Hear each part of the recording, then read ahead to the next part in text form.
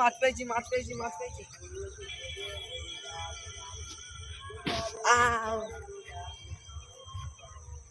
কি মাছ কি মাছ? শিং মাছ শিং মাছ। দেখি দেখি দাঁড়াও। শিং মাছ। মাছটা অত না দিলে কি করে হবে?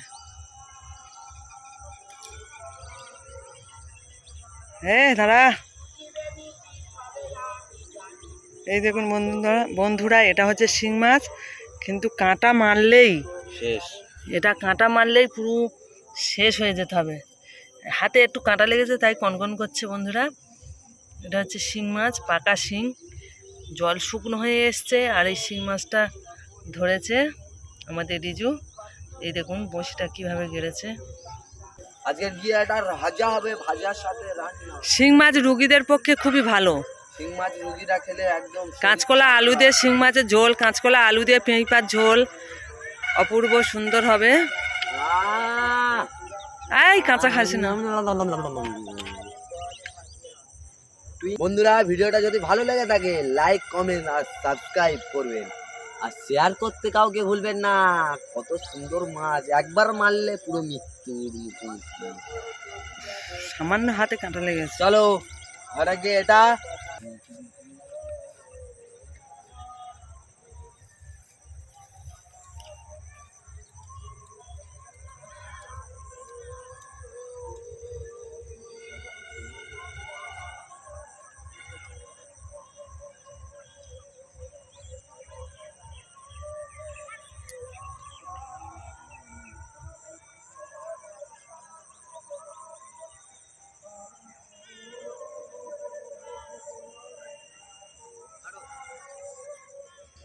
নমস্কার বন্ধুরা, সুন্দরবন ভিলেজ ব্লকে স্বাগত জানিয়ে আজ খুব সুন্দর ছোট একটা ভিডিও নিয়ে আপনাদের সামনে চলে আসলাম। আপনারা ভিডিওটা প্রথম থেকে শেষ পর্যন্ত দেখবেন।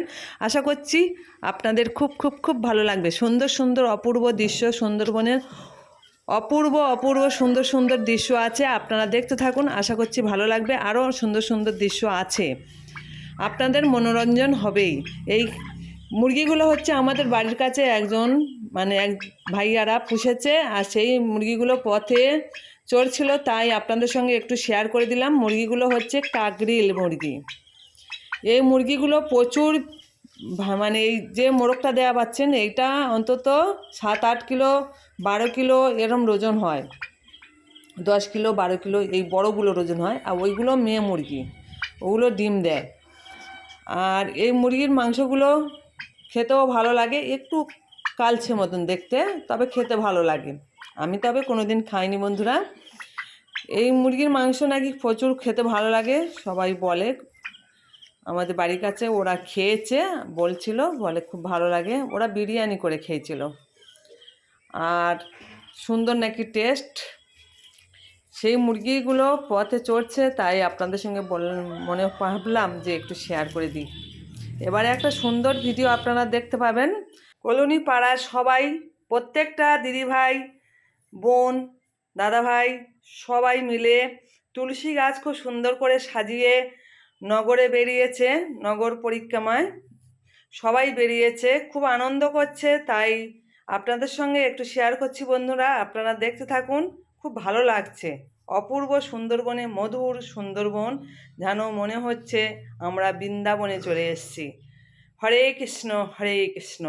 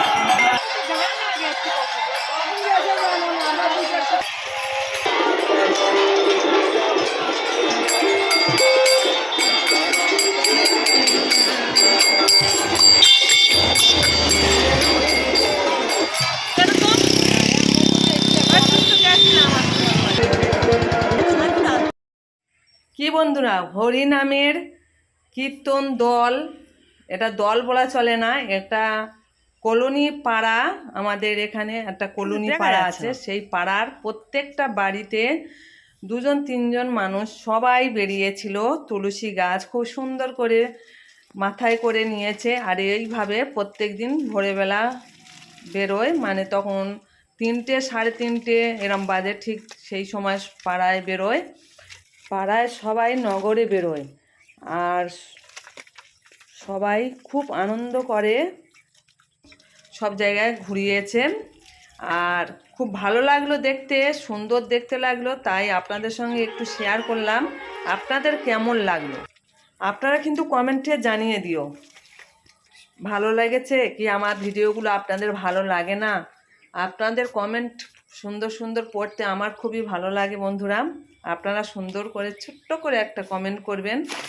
আর এই দেখুন আমাদের এখানে বাড়িতে কি করছি দেখুন, হচ্ছে কি বাড়ির সামনে একটু পরিষ্কার করা হয়েছে, আর সেখানে একটু গোবর আর কাদা দিয়ে খুব সুন্দর করে কষ দিচ্ছি, গোবর দিচ্ছি। সেইটুকু ছোট্ট করে একটু আপনাদের সঙ্গে শেয়ার করছি, তাও আপনাদের সঙ্গে শেয়ার করতাম না। আমার শরীর তো খুবই খারাপ, আপনারা নিশ্চয়ই জানেন। আর আমার হাতের অবস্থা খুবই খারাপ, হাতে একজিমা ঘা হয়। যতক্ষণ ওষুধ খাই ততক্ষণ ভালো থাকে, আবার কোনো সময় ওষুধেরও সানে না। এই হাত হাত করে আমি খুব ভুগছি বন্ধুরা, প্রচুর ঘা হয়। আর গোবর সামান সার্ফেট জলে জলে পর্যন্ত হাত দিলে বেশি আরও ঘা হয়। তাই প্রতি মাসে একটা করে ইঞ্জেকশন নিতে পারলে খুবই ভালো, কিন্তু শরীরে সহ্য হচ্ছে না এর ইঞ্জেকশনটা। তাই ওষুধ খাচ্ছি, মলম দিচ্ছি, অনেক জায়গায় ডাক্তার দেখিয়েছি, কিছুই হয়নি। প্রচুর হারে কষ্ট পাচ্ছি এই হাত নিয়ে বন্ধুরা। একজিমা ঘা এটা আমার পুরো 22 বছর আমার হাতে হয়েই আছে। অনেক ডাক্তার দেখিয়েছি, অনেক মানে গ্রামের দিকে যে খুচরো ঘায়েরা ওষুধ বলে, সে ওষুধ খেয়েছি। অনেকে বলে বিষ আছে, সেও করে মানে বিষ তুলেছি, আমাদের গ্রামের দিকে যেটা বলে। সব কিছুই করেছি, কিছুই হয়নি বন্ধুরা, অনেক কষ্ট পাচ্ছি। তা বাড়িতে থালা বাসন মাজাও খুব কষ্ট, এবং বাড়ি কাপড় চোপড় কাচতে সেও খুবই কষ্ট। হাত দেওয়া যায় না, হাত দিলেই হাতে একদম বনবন করে পুঁড়ি পুঁড়ি বেরিয়ে যায়। আর সেই পুঁড়ির মধ্যে আঠালো জাতীয় আঠা আঠা মতন বের হয়। ওই জন্যে গোবরেও হাত দিতে পারি না, সামানেও হাত দিতে পারি না, থালা বাসন মাজতে পারি না। মানে থালা বাসন মাজার যে সামানটা ওটাও ব্যবহার করতে পারি না, খুবই অসুবিধা হয়। আর বাড়ির সামনে এইটুকু কি অবস্থা হয়ে আছে, কি করব বলুন, না গোবর দিলে নয়। তাই আমি পা দিয়ে গোবর দিচ্ছি বন্ধুরা, আপনারা কিছু মনে করবেন না। অনেক বাধ্য হয়ে এই করছি, কিছু করার নেই।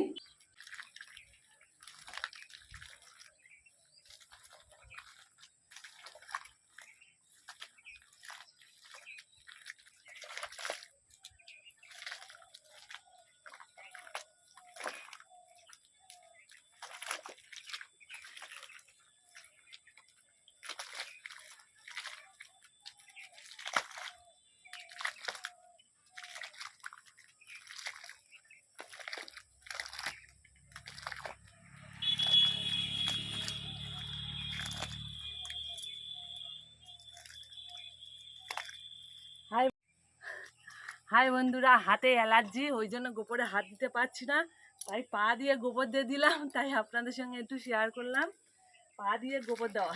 টাটা বন্ধুরা, বিদায় নিলাম, ভালো থাকবেন সবাই।